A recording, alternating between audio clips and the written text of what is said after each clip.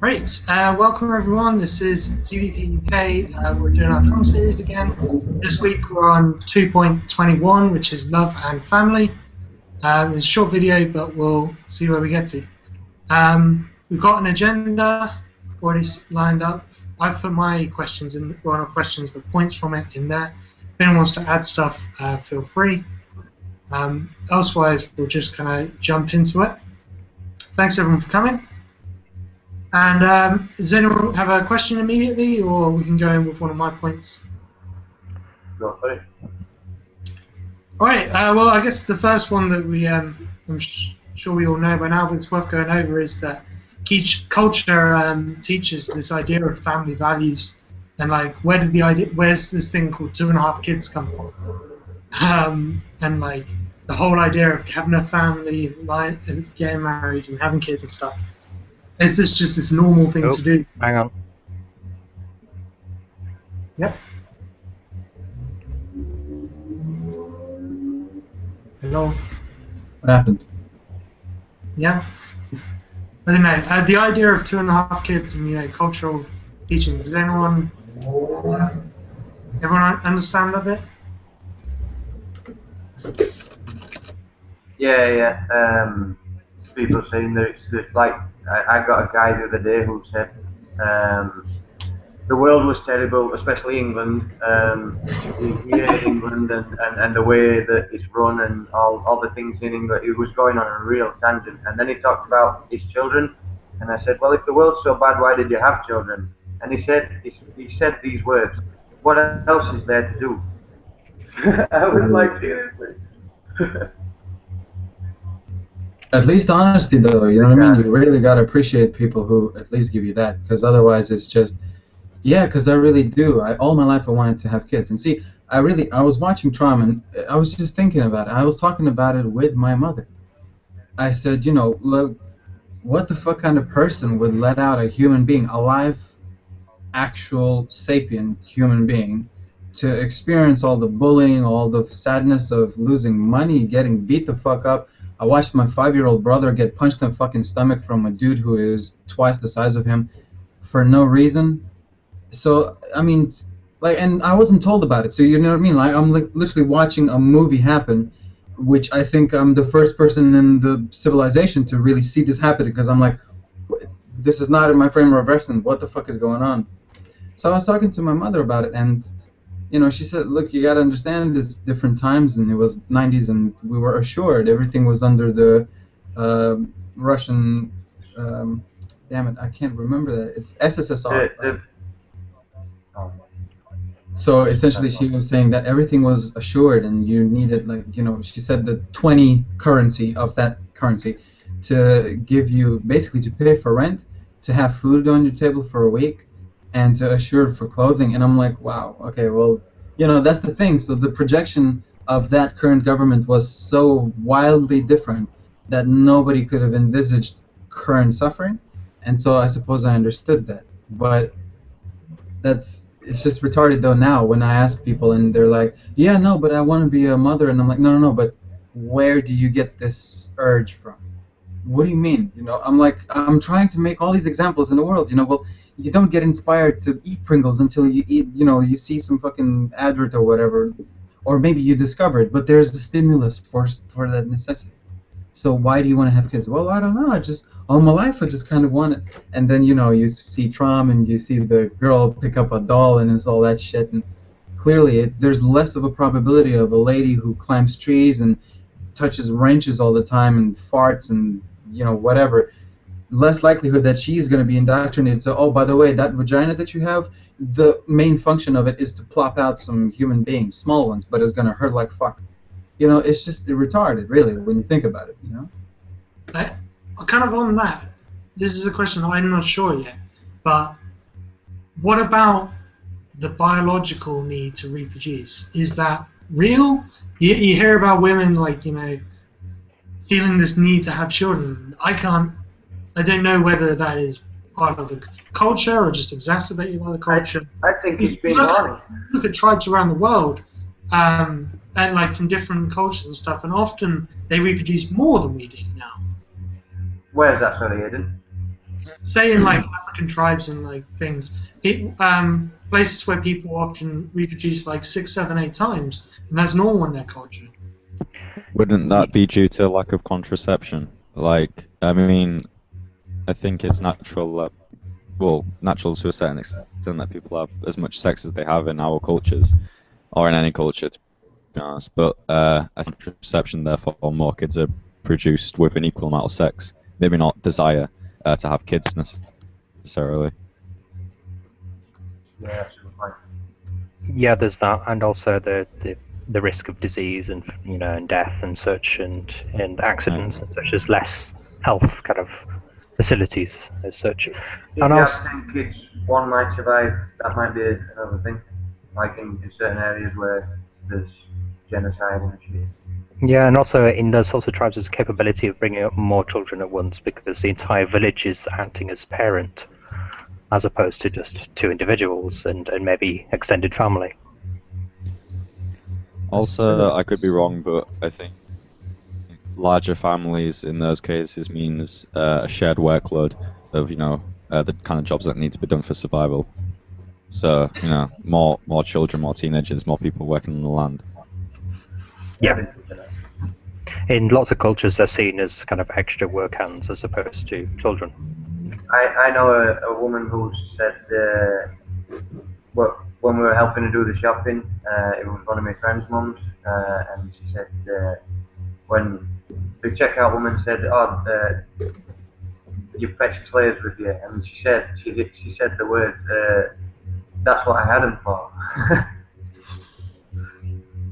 Yep. Yeah.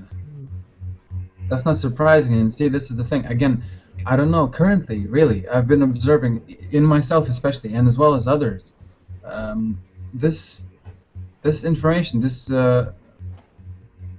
awareness of TVP proposals and the values that they're trying to sort of make you aware of, it can play very much a double-edged sword. It's very fucked up, because right now what we're discussing as a potential, I don't know what, naming of a human being as just another tool, right? The person who said that's what I had him for names the human as a tool. But I mean, if that was said in Britain, that's banter. I literally came to Britain, I started laughing my guts off how very open everybody is for bantering. Like, it doesn't matter, oh, your mother, this and the other, oh, aren't you of whatever face and you smell like one another, and so to me, really, this statement just sounds like banter, like a regular culture-bound joke, I don't know. I mean, what do you guys think? Is it not like that in Latvia? Oh no, not really. No. No. There is. See, this is the thing. I haven't been there for 10 years. I have to be very careful what I say. So I have very limited capabilities to answer. Yeah, and you'd be fair to say that because my world 10 years ago here was very different to what it is now. Yeah. Exactly. And like, we're all people that haven't got children. We could do with somebody that, like, oh, I'm sorry, that's a guess. Has anybody here got children? No. Oh shit. Sorry, Mick. I just have to. Aiden raised the question. We didn't answer it. Is it an instinct, and is it that? I remember specifically a lecture where Jacques says, "What about people who don't want to have kids? What instinct do they have?" And to me, this is just a fucking nail on the head. Sorry, Mick. Sorry to interrupt. Well, sorry, I want to come back to that. When I grew up, my mum told me that if it wasn't for my mum, my father wouldn't have had children. He didn't want children. He'd grown up in a I think there was 4 brothers and a sister, and he said we didn't have enough money, you know what I mean, and he fucking hated children screaming, and because I'd grown up with my mum telling me that, and my dad also hating children or scaring them to death. It was awesome at scaring them to death. Like, I've kind of grown a bit of that. I really detest children crying, especially in the shop. I always think, why fetch children to the shop? They can't play in the shop. They can't have everything that they see in the shop. So why fetch them to the shop? Take them to the park and somebody else do the shopping or get it delivered. But as well, like, I was babysitting my sister and brother and my cousins from being like 11-year-old, as well as my friends' disabled children and my friends' brothers and sisters, up until being like 18. And I'm just so glad that I could always give them back. Cause it really, they all want to kill themselves, every one of them. It's true. No, seriously. And there was a comic, I'm not sure if anybody's familiar. Louis C.K. is the name. And this was a stand-up made, I don't know, perhaps in 2010, somewhere thereabouts. And he was, at that time, already divorced with his wife.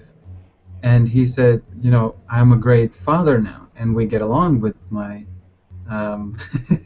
with my ex because now we are friends, and we're great at separate raising kids because who isn't a great parent 2 days a week? You know what I mean? And that's what he said, like, you know, and you know, just before they come, I can pour alcohol all over my body or whatever. I can be dirty, and then I just clean up 5 minutes before they come. You know, but it doesn't matter all the stuff. It's just so long as they get relevant education and values. And it's, you know, I'm just thinking it's a pretty good social observation. It's anybody could do that if a part-time option is there. But all of a sudden, these motherfuckers scream at your ear, as I've been told by parents, you know, 3 a.m., 2 a.m., it doesn't fucking matter. The kid is just waking up. Yeah, I'm here now. Yeah, what's up? Entertain me. It's retarded. I don't get it. Sorry, go on, you. Go on. No, you're right. You got some points in the notes. No, just saying. Well, that's their basic biological function is to scream and bawl and yell until their parent actually comes and actually pays them attention. It's part of their defense mechanism. I want feeding. I want attention. I want to be picked up. I want to be put down. I want to be put over there. You know, I want to go to the park. I want this. I want that. And they really don't need any of that. And it's really up to the parent to teach them that they don't need those things and that they don't need to bawl all the time. Unfortunately, because of their natural biological triggers, which we respond to as parents, if you are a parent, you find it very hard to avoid kind of actually just responding to that. No, Tom, yeah, go ahead. I'm not sure that it's kind of healthy or natural to have a young child sleep separately with the parents and things like that. I don't know, I think there are a lot of restrictions on what might be beneficial for both parents and children that on people. Like, obviously, stresses that reduce a person's ability to you know, cope with their own children, kind of thing. Like, for example, I see kids kind of messing about on the bus, and by messing about, I mean they'll maybe play a little bit on the bus whilst I'm sat there, and the mums will just scream at them, like, and be looking around and be real nervous and like afraid that someone's going to judge them because the kids are playing. That really pisses me off. Like, I'd let them run wild. Like, if they annoyed people, I'd just kind of laugh and be a bit of a dick about it. But I don't think I'd want to scream at them, kind of thing, or, you know. Well, yeah, I mean, that's the wrong way of dealing it. That's not how you teach kids to not scream and be mad. You know, it's a case of just saying, yeah, we're going to have a game, and we're going to have a game on the bus, but it's going to be an orderly game where we're not disturbing other people, and we're going to explain why we don't disturb other people, because we wouldn't want to be prodded and poked. So you basically make fun and you prod and poke them, you know, pretending that you are the kid basically annoying them, and explain to them that that's what they're doing to other people in the bus, and the fact that they need to respect other people's space, you know, and that sort of thing. You know, it's about developing those intersocial skills. And it's an important lesson for all of us. There's something to be addressed in Ja's statement. You said this isn't a need for them to be, you know, touched and picked up and all that kind of stuff. You have to be very careful because Gabor Mate directly contradicts your statement by saying that if the child is not picked up by parents, can actually die. You know, if there isn't such a warmth, such as, you know, when a parent is in the house but they won't spend time with the child, there is this emotional. Again, I remember things where it's better. Very young kids, especially babies, if they don't have the emotional attachment, they can actually they become so depressed they actually just stop. Well, I'm trying to remember what it is. Was it? He's an old Greek guy, maybe Socrates, some kind of Greek kind of scientist or early scientist type guy. I'm really sorry, I can't remember this in more detail. But basically, he raised a whole bunch of kids in isolation with never being touched, and they all died. It was a very interesting thing. And there's like Gabor Mate, I think I've heard it through that kind of thing. That there's a certain level where the actual physical touch of a human being, I don't think it actually needed to be a parent, was actually necessary in development. It's pretty interesting. It's thing like I was also reading about. Oh, sorry, I can't remember what the tribe is, but some African tribe where like their children are basically just strapped onto the front of the woman for the first year and can never separate it. Like they just constantly suckle while she's asleep, like every 15 minutes and stuff. And it's a completely different way. And they breastfeed until about 3 or 4. They said the kid would even run in from playing football, have a bit of breastfeed, and then carry on going. And like, it was just a completely different way of raising a child in this environment. So what's the byproduct though? So just to compare that, so a 3 or 4-year-old in UK compared to Africa, what's the main separating difference then in that method? I don't think they got into like outcomes. They just more like different cultures around the world. That was normal there. This is normal here. In China, they have a one-child policy and like all that kind of stuff. Well, it's like the thing with suckling. I mean, that follows on from lots of primates. If you study primates or look at their behaviors, they do the same thing. Their young will be attached and will suckle until eventually weaned. Probably about the same time period, to be fair. Just going back to what somebody said, there's in the "You Have No Idea How Wrong You Are" video. I love that video, by the way, if you don't know it. But it shows you, like, everybody says when you have a child, that's what makes you happy. That's why I had a child, because it made me happy. It shows you the dip. Like, as soon as people have a child, it starts going down, and then when they get to the teenage years, it's really bad, and then as they're leaving home, it goes back up again. But I was thinking as well, in an RBE, well, the monetary system is part of the problem with having children as well. Like,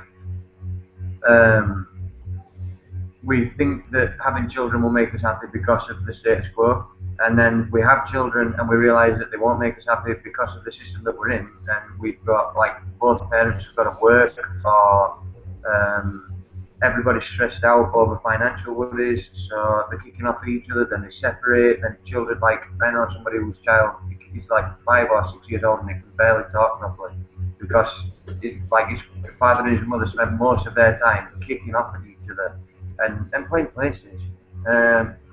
But as well, like, one of the reasons we'll kick off at a child, or like I would have before I got into learning all this, is say the child draws on the wall, the wallpaper that costs you so much money to put on there.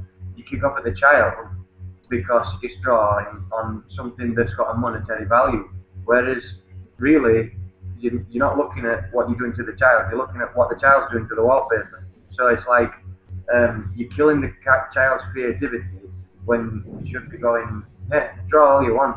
You know what I mean? Use some paint. It's an interesting thought. Yeah. I think that and clashing values and people's lack of understanding about subjective values would be the two main causes of domestic issues, in my opinion.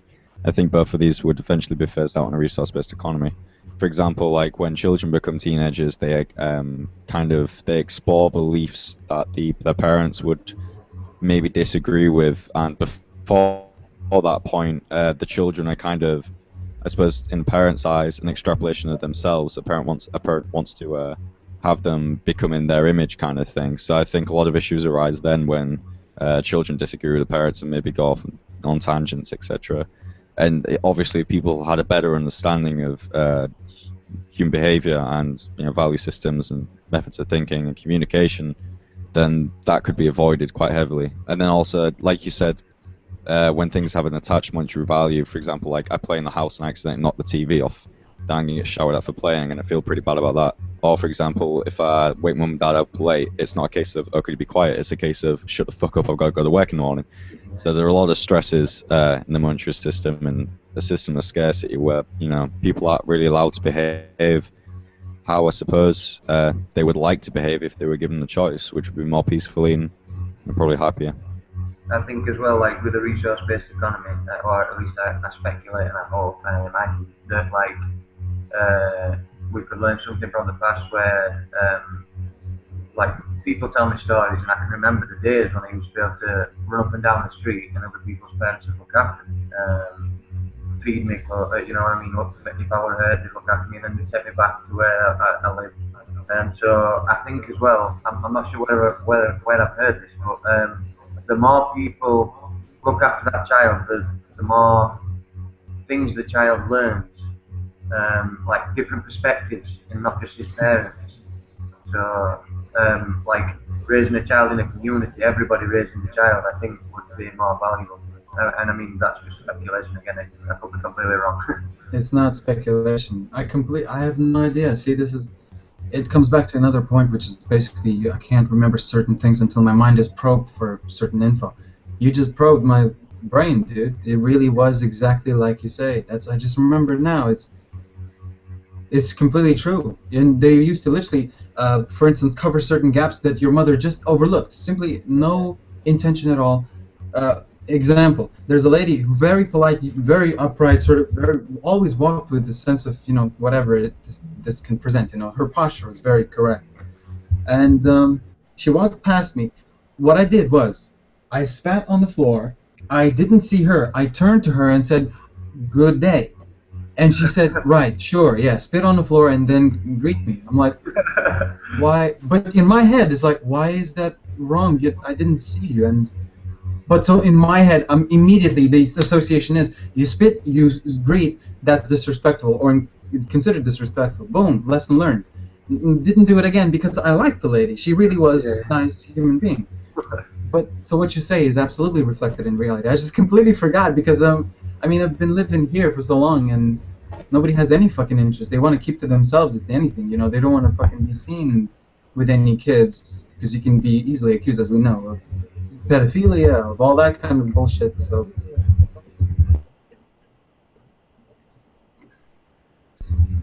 Chad, do you want to go back to your question?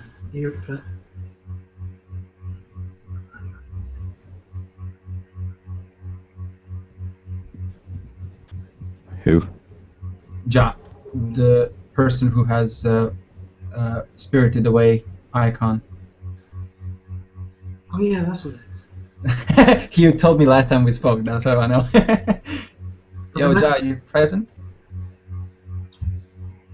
And, should I just read it out? It's quite a good question. Sure, please. Yeah, good. Will family become an integral part of global society? By this I mean, will our children no longer be seen as a genetic culmination and continuation of its genetic donors, and instead become the new generation of intellectual understanding as well as the continuation of the species?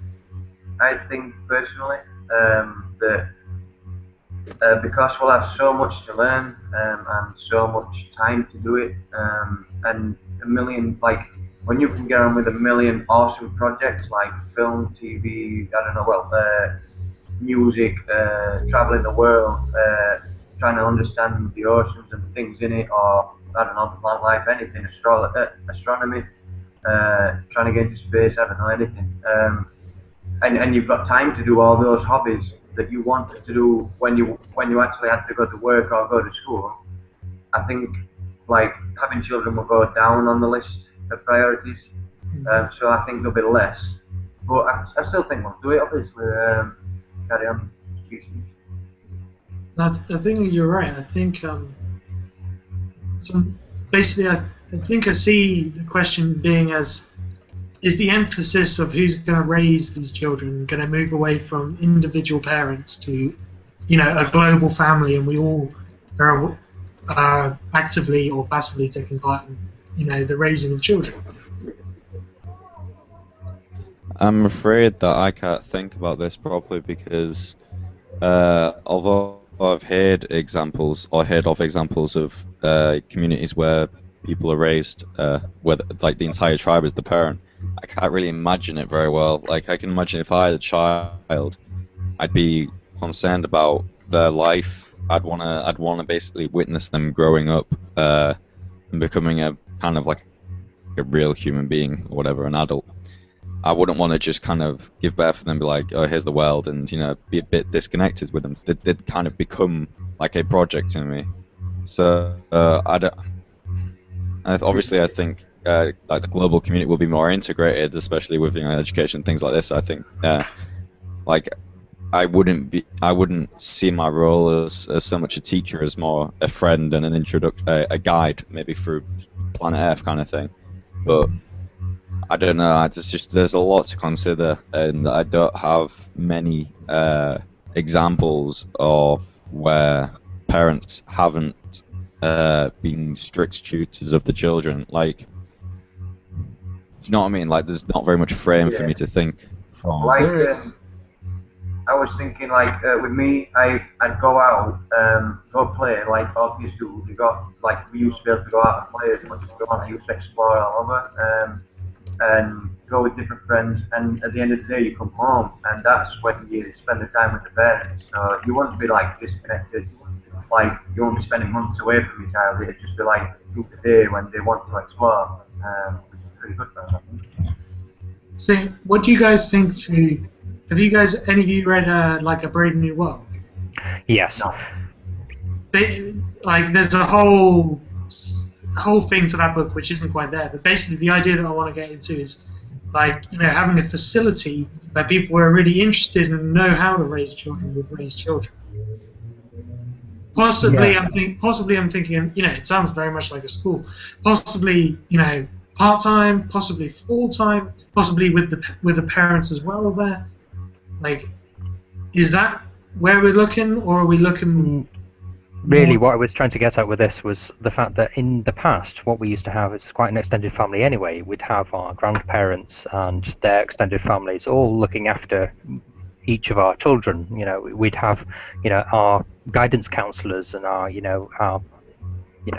people who would give us psychological kind of bolstering and mentoring and all that sort of thing would be done by the extended family, our elders, and we had a much more integrated family system. Unlike now, where we kind of just keep ourselves to ourselves and we don't really involve ourselves with each other. We're too busy. We're in the rat race. We're running the wheel, and now we have 2 wheels, and now we have 3 wheels, and then we have to get a bigger wheel, and we have to get further and faster and quicker. And there is no stop. We're just trying to get there faster and further, and we have to get ourselves into more debt and more panic. So we don't know what's happening anymore. We don't know how to bring up our children. We rely on the state to bring up our children more than we actually just talk to our children. We just give our children to nurseries and schools and say, here you go. You're looking after them now. I've got to go to work. See you later. Yeah, like we used to have like a ritual on a Saturday when I was young, like when I was about 5 to 7 years old, and then after I was 7 years old it stopped happening. But with everybody, all my grandma Pettinger's, grandpa Pettinger's grandchildren would all go to their house on a Saturday. We'd have something to eat. All the kids would fight, climb trees, go out, go to the park, and like watch Knight Rider and A-Team. And then we'd all go home at the end of the night, and that happened every week, almost religiously. And it was like a good feeling to be with family. And then after it stopped happening, and you notice straight away when it stopped happening, it just, I don't know, we lost touch with each cousins, and it was really weird and not nice. Yeah, that was really to answer Tom's kind of worry about how we would deal with an extended family where the community, the entire globe, was the parent, if you will. We already kind of have that, and we have that system in place. Yet we we pay for institutions to bring up our children, as opposed to having everybody in the street. Say, allowing your children to walk down the street at any time of the day, and knowing that everybody there would be there to look after them. You know, that everyone would look after our children, and we wouldn't have to worry. We wouldn't have to worry about paedophiles, because every other person who, you know, if they saw somebody being a bit dodgy with their child, you'd have 15 people who would see and come and go, "What are you doing? Get out of there." You know, we would self-police. We wouldn't need aggressive policing anymore, because we would police ourselves, and we would shift the cultural kind of paradigm, if you will. You know, we would change our attitudes. It wouldn't happen overnight, but eventually. So Yeah, I agree. this stuff that you guys talk about is very easily realized with regards to how will it be, how will it look. What are the main areas that the kids gather together so that they get different perspectives? Schools, certain play parks, maybe they can go to theaters or whatever the hell. That's the avenues for now that there are, right? Now, with the advent of MOOCs, such as when I just had to look him up, Sugata Mitra, he's a guy who talked at TED to try and talk about a concept, build a school in the cloud. And essentially in India he had a project, which I'm not sure if any of you have seen the talk. Have you? I think so, yeah. Okay. Push the computer in the wall, is that right? No, just the first sort of computer in India, not in the world, but yeah, the computer that will basically give you access to internet and you can look up any kind of information you want. So the task was crazy. It's something to do with neurological illness or something, perhaps with cancer. I can't remember. It was something complex. And his experiment was, can the folks... oh, wall. Sorry. Shit. Miscommunication. All right. Yeah, so they found out basically an answer, and they even made a joke about it. And the collective of the kids, that's essentially what I'm trying to get at. So nobody would need policing, and actually, Ja, your word, policing, just brought up a memory, which I went to London just last week, and again, just this sort of peripheral observation. There is a structure, and it has this path, and there are waterfalls, or it's really just an aesthetic bullshit fucking structure. It doesn't make anything happen. It's not a filter. It's just there. Oh, isn't this a great design? It's not. It's just a fucking pathway. You go, not even that far. It's like 3 meters on the path, and you stand, and then you cross. That's it. However, it has also sort of sticking out edges, very thin walking ground if you are to walk on it. And what happened is a parent was leading his child through this path where you're supposed to walk. The child ran off and tried to go around way. And this is the beautiful now utterance of the parent. You can't go that way. And then the second sentence was, you're not supposed to go that way. Your exploration options now as a child are fucking diminished. You're done. So you may have grown up to whatever, like parkour or whatever the hell it is, and be really fit.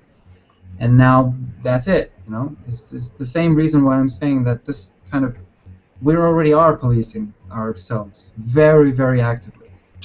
If you don't believe me, try to fucking tell somebody you're gonna steal something from a store. Look at the fucking shocked reaction from their face and how panicked they get. They're not even the ones attempting the theft yet. They're the ones now, I shouldn't be seen with you. That's it. Supposed friend. So we are police. It's not really that much of a panic. But what I'm talking about essentially is this growing community. Because we're already talking about what? Money eliminated. So no more profit motive. No more worrying about mixed example, beautifully designed, by the way, talking about wallpaper and how that's more important than the child, right? One more thing we haven't covered, saturation, which Jacques talks about at, I would say, enough of detail to understand. One day, for instance, to them, banging away into some kind of a dish, which resonates this vibration into the environment, is very amazing to the child, for he or she has not experienced it yet. To the adult, it's like, fucking shut up, right? So again, Jacques' example, it's just one hypothetical example. It's not necessarily solidified, nor will it be practiced in an RBE. I have to make this very clear. He said, why not just lock a child in a ball and let him bang away till saturation? And of course you can design the ball so that the saturation will be speeds it up, because of the vibrations will be so much emphasized the child would not even want to do that anymore. Likewise in the bathtub, playing around with waves, you're generating it, it's amazing to you. You as a parent are not so pleased with all the water on the floor. So it's all these kinds of things, and they can grow up to be these fine, young, very intellectual human beings. The only example I draw is from very, very, very long ago, reports of these 5-year-old kids, mathematical geniuses in China. I mean, how do you produce something like that, if not by just talking to him like, like a little grown-up? That's the only, you can't. How else are you gonna? Oh yeah, so ponies and Mickey Mouse, but there you go, square root of some crazy fucking number. You can't. I don't think they're compatible. If I'm wrong, please call me out on it. I'm very interested to learn. No, you're perfectly right with that. To be fair, as we've been learning again and again and again, we are a result of our environment. And how we deal with our environment is very important. And if we coddle our children, they're never going to be able to, basically learn how to deal with their environment. And they're going to actually be quite shocked when they grow up. And they're going to continuously trying to relearn everything over and over and over again. And they're never going to actually believe what they know. And now, they're always going to be questioning themselves, regardless, whether they know it's true or not. I completely agree with you, and Korzybski and Hayakawa agrees with you even furthermore with regards to maps and territories. You tell a child a bunch of bullshit, and then he turns out to talk about Jesus. People look at him dodgy, feels insecure, feels sad, only because you're, as a parent, built up wrong maps of the territory. So yep. It's very unfortunate, but very true. So I agree with you. But also, what we're talking essentially, isn't it basically that these kids, this family unit, so to speak, is just another ornament? I mean, I don't know if you understand my train of thought. It's essentially stemming from, why do I have to see your baby's pictures? Why is it really structurally? Is it biologically fucking different? Does it have a tail? Does it all of a sudden have completely different skeletal appearance so that I have to see it? It's a new specimen. If it's not, what fucking absolute function does it serve for me to see another average human baby, which is basically a small child doing this and biting its hand all the time? Like, what? It's a vanity thing. Yeah, it's like when we see something we haven't got on TV, that I think that's how my music. When you see something new, shiny, something collectible, or something that nobody else has got, you want to go, here, I've got this, look at this, I've got a beat seat and a steering wheel, look at this. Like I used to do that. I know, but I think they're doing the same thing with the children. They're like, well, look what I've got. Yeah. You do it for the reaction. Yeah. You do it for the reaction. Yeah, the gratification as well. Yeah, it's. Yeah. Why haven't you done a beautiful job? I think we should start turning around and go, fuck man, that's ugly. Yep, and we've done that as well. But that's why we have genetic continuation units. We're basically trying to continue our lineage. But the other side of it, the cultural side of it, is the vanity symbol. It's the fact that we've got a beautiful child, as we like to label it. But that's personal. It's a personal opinion. It's not quantified in any way. Did anybody else's mother do that to them? Even if you were crap at everything, it didn't matter what you did it pants. And every time you did it pants, your mother would go, oh, that's amazing, that's brilliant. And, no, it's not, Mama, I can see it's not brilliant, you're lying. and you told me honesty was the best policy. I actually talked to my little sister about this recently, and she said whenever she does something like a drawing, she knows it's crap, and my mum's like, oh wow, that's amazing. My little sister genuinely thinks, just be honest, just tell me how to improve. That's what my sister told me. I was pretty impressed, to be honest. Yeah, man, that's what you want. Brilliant. I'm curious, guys. Do you have, Aiden, really? Do you have more time? Because you have some cool points, like for instance, one where Jacques remarks about 5 years learning about an aircraft engine and a human being is more complex. Why are parents allowed near kids? I mean, should we touch that? Yeah, that's a good. That's from the 70s lectures for anyone who hasn't seen that. Yeah.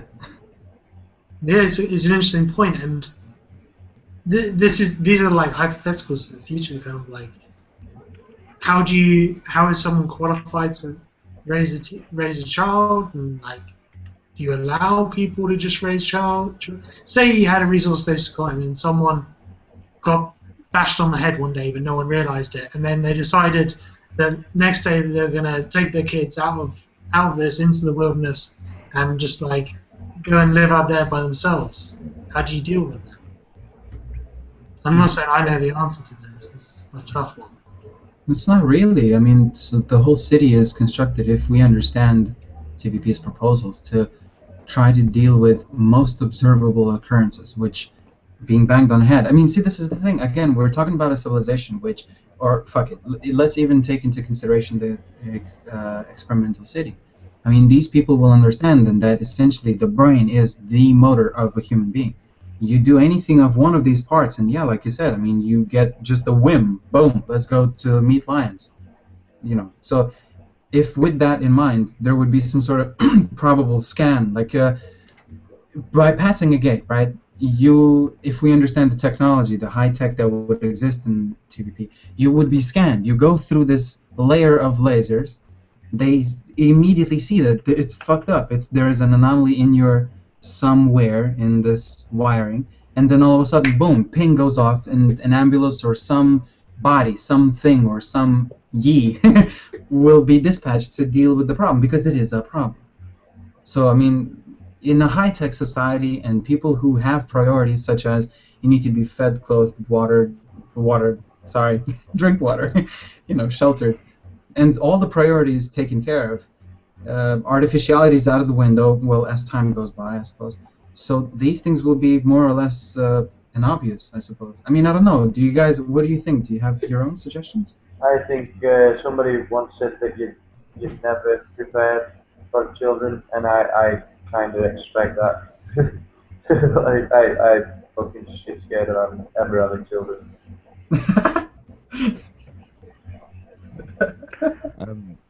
I think your response, Louis, reflects my opinion quite well as well, basically. So I agree, would be the short way of putting that. Cool. Yeah, I mean, with regards to procreation in itself, I mean, we've already talked about the fact that babies are often treated like trophies, you know, a trophy of our cultural and physical achievements in life. But is it really right to procreate in a world of strife and struggle? Is it right to bring them into a world which will provide nothing but hardship? And will we subject them to the propaganda tribalism, you know? Is it really fair to kind of brainwash our children and give them no chance of actually surviving this? Or are we going to change this? Are we going to educate others to change this? I think these are the questions. And as somebody who's recently got married and is considering having children, I've been asking myself this often. Probably a little too often. That goes on to what Peter Joseph was saying, isn't it? Yeah. I hadn't seen that bit of it before, but he was saying, you know, I wouldn't have kids, and that's kind of been my mentality actually. After reading about this, the thing that he said was, you know, you have to basically be pretty sure that you can guarantee the integrity of the Earth for their lifespan. And like we were talking about singularity and stuff earlier, with advances in medical stuff, that could be 250 years. Like, it could be a long time, and it's a daunting prospect. I haven't come to a decision either way. There's this thing. There is counter arguments. There's counter arguments of, well, you know, what if you have as many kids as possible, raise them in a way that they can influence more people of their generation, and like then you start going, well, you know, is that going to be good? At the moment, I do not have mental ability. I'm kind of waiting. I'm said that like I'll give it like 8 to 10 years, and if it looks like things are gonna go better, then I'll do it. But if we're looking towards World War III, then fuck that. Well, let's break it down, okay? If we're single and we're just like teaching or something like that, we can probably influence a lot more people. If we're in a relationship, then we have that obviously responsibility and that community, and money as well. I mean, marriage is, it's a choice to share your life with only one other person until death, or at least that is the idiom that is given us. The modern day industrialized, monetized cultural enforcement to continue a specific tribe ideas at a steady rate is all it really amounts to, or amounts to. But that aside, to really consider having a child in a world which is so full of death and worry and troubles. You turn on the TV every day and there's people killing each other every single day, and all the things which aren't even publicized. And you think about it, even in your own bloody neighborhood, there's probably a stabbing like this week or next week. Regardless of that, are you going to then think, well, despite all of the troubles, despite all the worries, am I going to breed like a chicken? I'm going to have 12, and one of them will survive and get into the next generation, and therefore I'll be okay. Or a rabbit. I also had a little fucking, I'm always daydreaming, but there was the idea that, like, say the world is going to shit, and like you think you're near to the end of the shit, and then you have a baby, and it somehow like gets through the shit with some of the stuff that you've learned, and like manages to start a resource-based economy with the few people that are left after all the bombs have gone off or something. I mean, I don't know how that would work, but it's just one of those like, what if, what if it survived? Or we had it at just the right time. My stance on this, Ja, would be, well, number one, adoption. So if you were really considering, bringing a child into this world, why not make a child whose life is pretty much guaranteed to be miserable? I have better. considered this. Yeah, I have seriously been considering this because obviously there are lots of people who really desperately need a family, and is it right for me to procreate when they need somewhere? But then there's always the need to really the physical, or maybe it's just cultural, maybe it's nothing to do with our kind of genetic need to procreate. Maybe it's more of a cultural thing to actually continue your own progeny, and see the growth from a baby. Yeah, the thing is, for me, is progeny. I'm not sure if I'm using this word right. I'm just using it as you've used it. For me, that would be a value-based thing. So I'd want a person like my child to grow up similar to me and have, like, say, a scientific method of thinking and be able to explore the world like I want to, kind of thing. It wouldn't be that they look like me. They have the same genes and the same DNA. That, to me, isn't important because that's just their physical appearance. It's not so much the genetics I'm getting to, it's the fact that you can start from day one.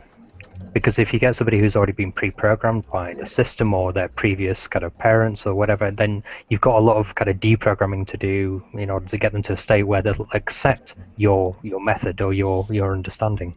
Yeah, I think this is the trouble a lot of people have with adoption as well. Like, a lot of people who are up for adoption that get past a certain age are really, really unlikely to get adopted because, parents want someone young whereby they can model them in their image.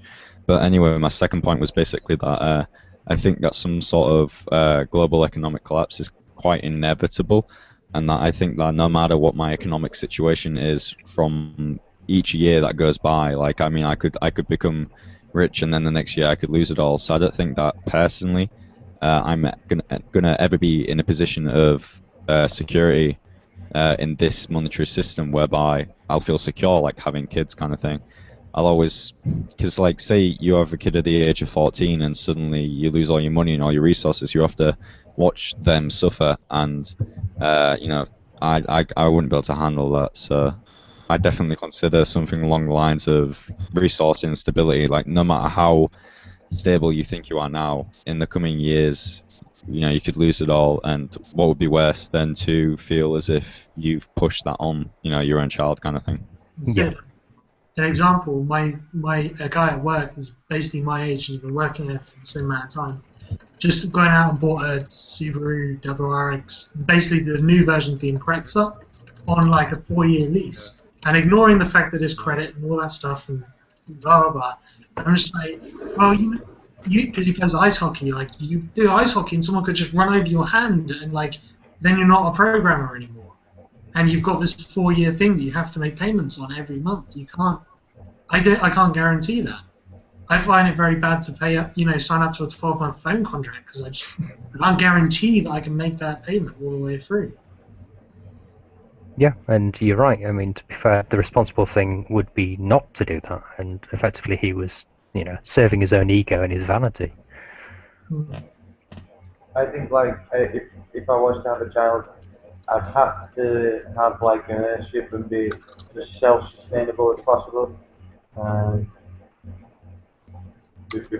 wouldn't do it without like those securities in place. Will it really make sense of anything to be said to a person who has perhaps deeply already biased views on what one will do? I'm talking just subjectively here. I'm talking about from experience from yesterday. I've watched, with confidence I can say, I've watched all of the videos that are accessible on the internet about TVP in regards to, the sessions of 2010, 9, 11, that kind of stuff, where Jacques is literally sitting down in front of a camera talking about separate subjects. Heard a lot of seminars and stuff like that. And what I'm getting to this, I just needed to provide context, I'm not boasting by any means, is basically yesterday I've been, I think the British expression is bollocked, for saying that I'm depressed. Now, reason for that is because of exactly that context. I said I'll listen to all of that, yet I'm unable to use the mechanistic and depression videos to help me out through this, right? Now, why is this? Well, that's the reason why I wrote I'm thinking of a picture of a scale. It's just that simple. Because we are biomechanoids, essentially. That's all we fucking are. It's nothing really too special about us.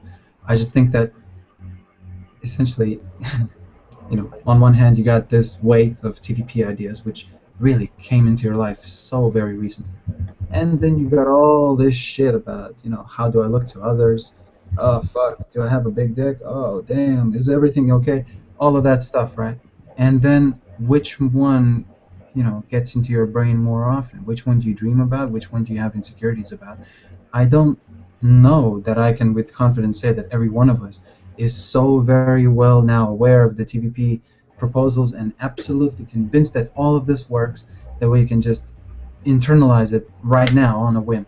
So what I'm saying, what I'm getting at is, the person who's asking a question whether or not I should or should not have a kid will respond, so far as I can conceive of this, with their upbringing, with their values, with their baggage of the old world. Because the new values, depending on how recently you've come about them, and by the way, the more emphasis is on how many of those values have you been able to internalize, will determine precisely what your answer will be, and whether or not you do or do not have a small one to take care of.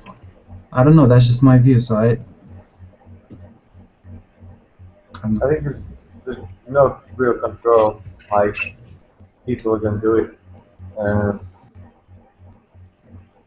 We've just gotta hope that they don't become all Jeremy tyrants.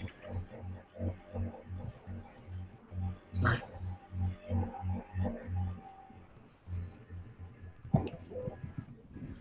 I wasn't really sure about the question.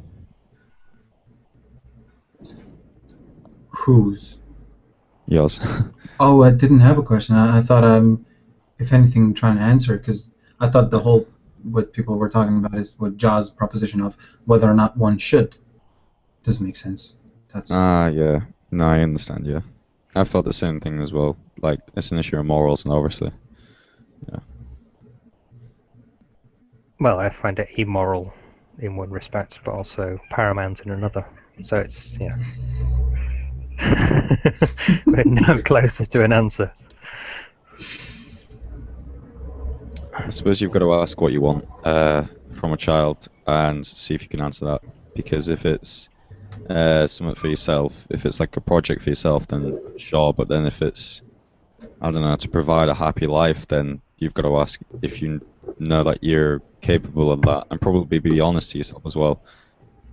Because I think people would get caught up in the idea of a child more than the actual practicality of it.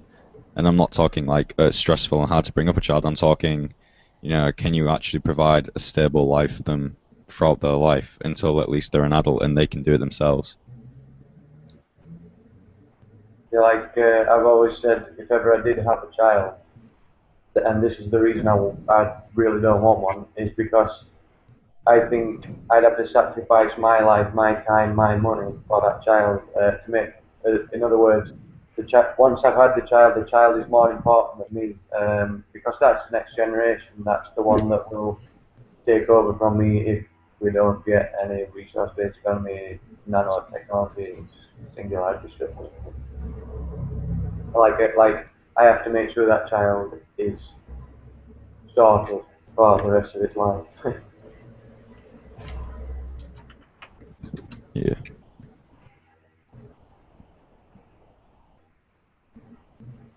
Am I okay to? Yeah. Okay. You guys, when you talk about the choice of evolution, there was a TED talk, actually 3 of them, as far as I've seen. Again, no way I could account for all of them. There's already researcher, or rather, like I mentioned, 3 of them who are working on precisely that. It is already in beta, or shall we so say, testing stages.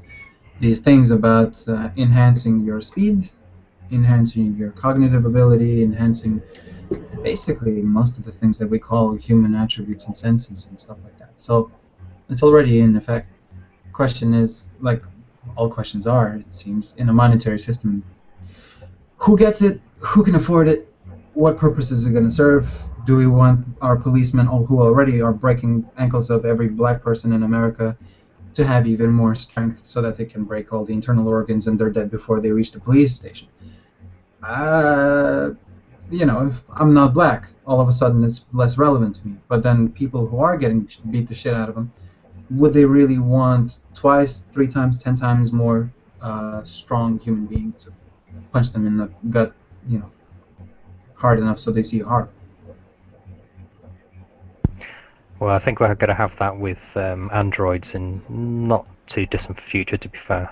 So less about trying to make. I mean, we do have various kind of growth hormones. People taking lots of growth hormones in order to bulk up. We do already have that kind of craziness with humans. I do suspect it's going to be more kind of controlled autonomy. As in like androids who run around, or robots if you want to call them, because they're not really going to have any sort of emotions as such, but they're going to be a controlled army. We've already had the test of this with drones, so it's not going to be far until we have little tanks and little biped robots running around with guns and arresting people. It's going to be a bit like Elysium. Yeah. Awesome.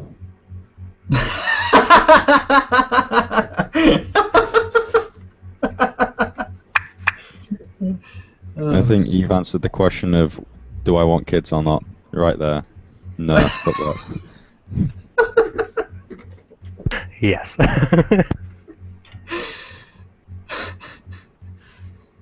Cool. So, got some more points on the agenda.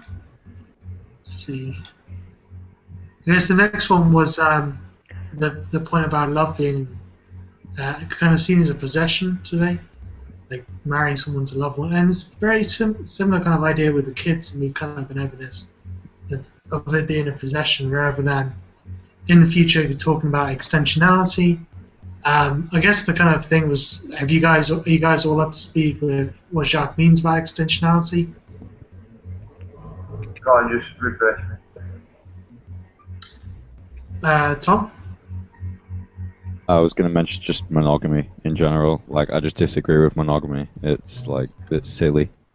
I think monogamy is practiced in a lot of violent cultures, and it represents, ownership of a person. It encourages jealousy and sexual competition and things like this, and it's not really needed. I think it's not something that's in our genetics either. I don't think that's necessarily the case. I think it's a mechanism of culture just to, divide and conquer, just to enforce that. I was just going to say, like Tom says, the thing with the monogamy and possession is like we've got to change the way we say things as well. Like we'll say my wife or my girlfriend or my love. You know what I mean? It's like how do you describe the woman that you're fucking? What word do you use? and grow. Cool. Sorry, just quickly going back to monogamy again. In Robert Sapolsky's book about what's it called? Zebras. Zebras. Why don't zebras get? Oh, it's not tumors. Anyway, he's got a book called Why Don't. It's about stress and stuff. Anyway, he says about how most cultures over like history of humanity have been polygamous, or have accepted polygamy, but most relationships they reckon are actually monogamous, which is kind of interesting. So it's always been kind of acknowledged. I wonder if it's more because during most of history, the rich and powerful people got to have lots of wives, and the poor people only got to have their one. But I don't know. It was interesting on monogamy. No one who goes, it's in our genetics. That's kind of like shooting that down straight away. Well, I don't know. I'm just saying. Yeah, I think it has to continue from Mick's perspective more time. Like, if taking a consensus of people, the monogamy part, really, aren't we just simply talking about I get to put my pee-pee in her vagina and nobody else gets to put the pee-pee in her vagina? Because I just don't feel secure if the person is, oh, I don't know, on an off chance, gonna fucking explode with orgasm and I'm not able to do that. Insecurity, all that ego, blah, blah, blah, male domination. So I agree with both of you, Mick, Tom. I don't know if really just taking this small, tiny bit of a survey would really not just come down to, I don't want to make sure that I'm not the only person who can make the person happy. And how fucking selfish are you then, Jesus Christ? Yeah, I mean, it's more a case of marriage was not just a factor of trying to continue a particular tribe's ideas or, a particular lineage. It's also a health concern because obviously diseases of the body do get transmitted quite rapidly, especially when you're having sex with multiple partners, and especially with men. So it became quite important for, some sort of social system to be put in place where you would only have one man, one woman, so you would reduce the amount of kind of death in your society. And that's part of it, at least. Yeah. Good point. Mick, you go first. I've genuinely forgot. In my excitement. I was just gonna say, like, we say like that we should like try for the polygamy thing, but like I was trying to explain this to my sister, like we say my girlfriend, my boyfriend, but they're not our possession and they can fuck off when they want. It doesn't matter whether we've married them, unless we tie them to a chain in the cellar, then they're gonna, if they want to leave, they're gonna leave. But we've still got hormones to deal with. Sometimes it freaks people out. I mean, I've got to admit that I suffered from jealousy and paranoia a long time ago, and I don't know how I'm going to react in the future, but like just changing the mindset or the semantics, it enables us to calm down when the meathead's cracking onto your missus. Like what isn't supposed to be your missus. Yeah, I think largely it's an issue of scarcity as well. And that's what the whole ownership aspect of it comes down to, is that as long as she's my woman, no one else can have sex with her, no one else can please her, then she won't, want pleasing from anyone else, etc. But just like a short story here, I think there's probably some kind of deeper psychological conditioning effect going on here, because I haven't had sex in 3 years since I split up with my ex, and I recently had the opportunity to do so with a girl that I was attracted to, but the idea kind of repulsed me because I'd only known her for like a few hours, and like from my whole life up until that point, I kind of believed that the idea of a one-night stand was a really adventurous and quite like grown-up thing to do, and it actually came to it, and I was like, I really don't want to. I'd rather go home and just masturbate. Like this, there's so much. When I have sex, or when, at least from what I remember, it seems like an age ago now, I put in a lot of emotional and physical effort into it, and afterwards I was exhausted. It felt like it was something like not just to be taken lightly for me. So basically, I think that this desire for sex constantly might come from some sort of insecurity, not insecurity necessarily, but some sort of like not having enough activities in life to be happy without having sex. You know, because now I mean I have my days and my weeks are full of things like that I'm happy with doing, so like I don't feel the need to kind of, you know, do that activity. I agree. Like I've known sex in like over a year, and before like starting to learn all these things, when I had girlfriends, it was like nymphomaniac and relationships, etc. It was at the time it felt awesome, and that's all I was interested in. But then, like when I started learning things, I realised I can sort myself out in 5 minutes, not worry about pregnancy, STDs, relationship problems, finance problems, living with people, bad habits, etc. So there is a good side to it, and I think not caring whether somebody leaves you is the point. Like um, not worrying that you're not going to have something to do, like Tom said. So if you've got plenty to do, you're all right. See, I'd have to agree, but also, I mean, I just kind of got that thought process of we're not talking to ourselves, this is being recorded. So those who are listening may get an idea that, wait, so these TVP folks, wait, so they're not getting laid, so if I learn about TVP, I'm not going to get laid. Where the fuck, Oh, the whole yeah. population is going to get, right. So just to reassure anyone who's watching, it's just the point of not fucking caring about it. Not to say that, of course, you'll not have sex sometime in the future.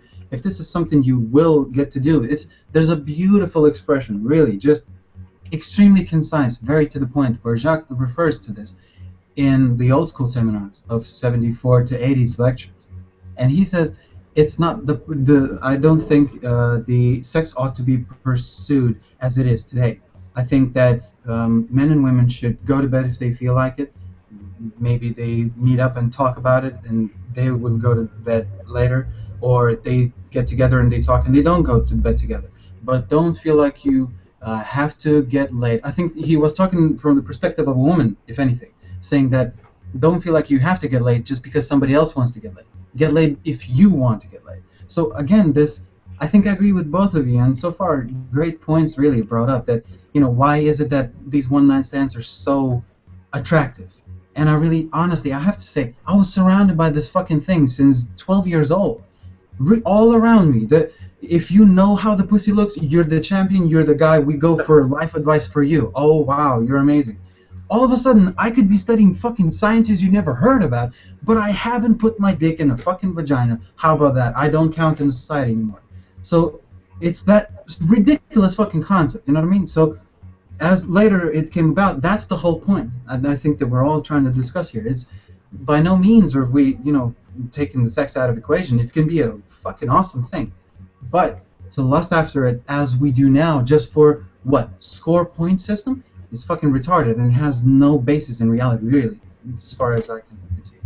Yeah, it cheapens it as well, in that sense. And also, yeah, like I kind of saw it as a game, this one night stand concept, the concept of getting laid. Like you go to a club, you try and chat up a woman, and you try and like every step further towards having sex is like you've accomplished a goal, and it's this adventure, and it's just like really, it's kind of like a hard thing to do. It requires a lot of confidence, a lot of ego, and it was like a challenge for me, and I love getting a challenge. But then like finally 3 years later, I complete the challenge, and it's like, well, actually, I don't really want the goal. Like the challenge is over, kind of thing. I've won, and I don't want the prize. So it was like, it was a shallow challenge, to be honest. One I'd been conditioned to think was more important than it actually was. Yeah, and I was just about to say that it very much is a conditioned kind of response. We have been trained to think this way in order to kind of procreate. However, in school especially, you kind of, it becomes a competition, especially among men, and it becomes quite demeaning and degrading for women who are the object of our kind of affections, if you will, because it's not very affectionate to pursue women in the way that most men do, and I find it quite disgusting and a quite abhorrent kind of immature manner in which lots of people kind of pursue sex just for the act and not for the community, the combining of two souls in that moment, when they can join, and it is a beautiful thing. But if you're just thinking about it from the aspect of sex, then it isn't. That's just animal, carnal pleasure, and it doesn't go beyond that. I agree. Sorry guys, I'm going to shoot off, but I know you got more points to this that you want to go over. No. It's just I wanted to ask if anybody. It's fine. The broadcast should keep going. So you should be absolutely fine. I guess I'll just hand over to Tom. Although the broadcast will just keep going until you guys jump off, I believe, or maybe 10-15 minutes plus. All right, thanks for coming there, guys. Cool. Thank you. Bye. See you later, dude. Yeah, I mean, do you guys want to like hurry this along and get through the points? Yeah, there was only last one left, isn't there? Yeah, well, the point then. Yeah, so anybody has actual views? I mean, do you guys want to maybe use references such as what the Best Money Can't Buy has to say about this, or the actual seminars and stuff like that? I read out the document open so I can't read it. I'm a good host. Is it just extensionality in the future? That's right, yes. And in terms of extensionality, are we discussing the equality of kind of love and harmony and all that sort of stuff, or is it something else entirely? Function of love Function. in the future being redubbed extensionality, and its use being ABCD, whatever it is. The thalamic versus the cortical behavior. Yeah. Not necessarily, but yeah, that too, yeah. Yeah. Well, I don't know, man. I mean, I think society may evolve based on extensionality and these concepts of love, rather than we using it as a tool. I think that people may naturally aspire for these relationships, and society will evolve to allow them to happen, not like they'd be used as a tool for another gain. I think that kind of this love and respect and friendship is maybe the center, the most important thing of our existence, as it seems to me. So I don't know that it's not. To me, it seems like the end goal, not a tool to get somewhere else, really. I see, like, in the society right now with the monetary system, I'm not going to say that it's all women, it's definitely not all women, but a lot of women are looking for a man with money, and a lot of men are looking for the aesthetic woman instead of like somebody who's going to get on with. So like in an RBE, I'm hoping that we'll actually get with people that we our personalities connect with better, instead of just the aesthetic or the one that's floated. Yeah, identify with the one we identify with. Yeah. Yeah, as Tom was saying, it is the end goal. As an animal, our true responsibility is to continue our lineage, our line, our genetic information. However, if we're to talk about love in the sense of existentiality, we're kind of really moving away from that desire to just continue ourselves, and we're moving into more of a kind of harmony, a community, a conjoining of souls or of minds, a likening of one another, and identifying with somebody who is like you as opposed to somebody you just fancy. You remove that competition element. I like the idea of in looking forward, it talks about a couple that I don't know whether they slept with other people, but they were distant for long periods of times, and then they'd come back together, and they felt like they were drawn together. They wanted to be together after all these people that they could be with whenever they wanted to be with them. They came back to a certain one because, I don't know, must have identify with each other. I hope it's like that. Well, it's the same when Jacques describes this with kids as well, and I think really that's all it is. It's just a different companionship. Essentially, Jacques giving examples of kids was, I don't care whose kids they are. If they come over and they want to get up to something constructive, they want to learn about the environment, earth sciences, and behavior and stuff like that, they want advice or answers to certain questions. If it's within my ability and knowledge, I will provide answers. Now, if a person just comes through and this is the thing, they don't have a fixed goal of why are they there at all, and you end up with, just fucking around with the environment in some random way with not really any sense of purpose. Oh, this is on your couch. Fuck do you care, man? Is your back straight? Great. Okay. Well, that's it. It's a conversation killer. So again, it's the same with. I think really, Tom, Ja, you guys covered the points well enough. I've got nothing else to say. Cool. Anyone else want to add anything? Or should we wrap up? No, I think we're pretty rock sore on all this. Yeah. Decent. Yes, good discussion. It has been. We've talked about stuff that I've been considering quite recently, so I've enjoyed it. Thanks. Yeah. Thank you all. Yeah, brilliant. Julio, Aiden, if you're still there, actually no, we don't require Aiden. We can just leave, can't we? Actually, no. Yeah, whatever. Well, can we stop the recording and we can continue, or do we start? That's down to Aiden. All right. So if anyone's like watching post live recording, whatever, just stop now. just cover your ears, cover your eyes. That was awesome. I can't believe we've been discussing this for 2.5 hours and it was a 60-minute video. Jesus. Fair enough. I enjoyed every bit of it. Yeah, man. Alright guys, catch you later, man. Take care. Yeah. All right, have fun. See you later, guys.